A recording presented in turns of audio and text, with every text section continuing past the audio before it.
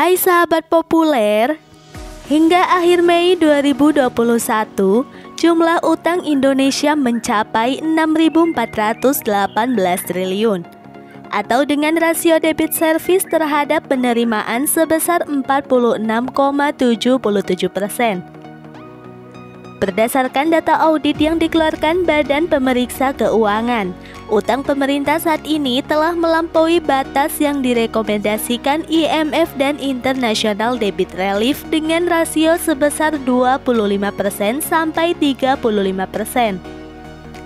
Meski demikian, senior ekonomis Samuel Sekuritas Fikri Permana mengatakan, tingkat utang yang dimiliki Indonesia saat ini masih dalam batas aman, sehingga ruang fiskal masih cukup besar.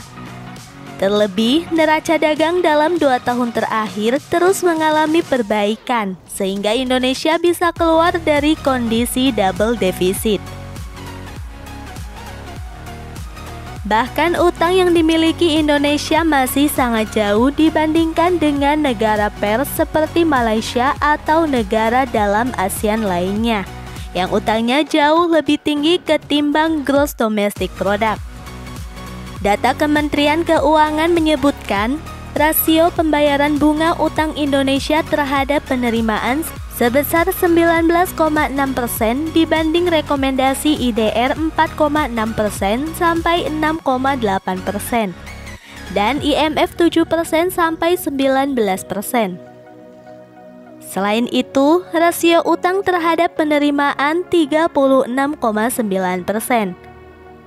Lebih tinggi dari yang disarankan oleh kedua badan, yaitu 9,2% sampai 16,7% dan 9% sampai 15%. Menurut Fikri, meski dalam batas yang aman, hendaknya rekomendasi dari IMF dan IDR dapat menjadi peringatan bagi pemerintah Indonesia untuk utang dengan tenor jangka panjang. Di sisi lain, Indonesia masih membutuhkan dana yang besar untuk menutupi pengeluaran untuk penanganan COVID-19 seperti yang baru-baru ini diumumkan, yakni pemberian bantuan langsung tunai. Mau tidak mau, pemerintah harus memperlebar defisit, karena dalam kondisi seperti ini, penerimaan pemerintah terus berkurang.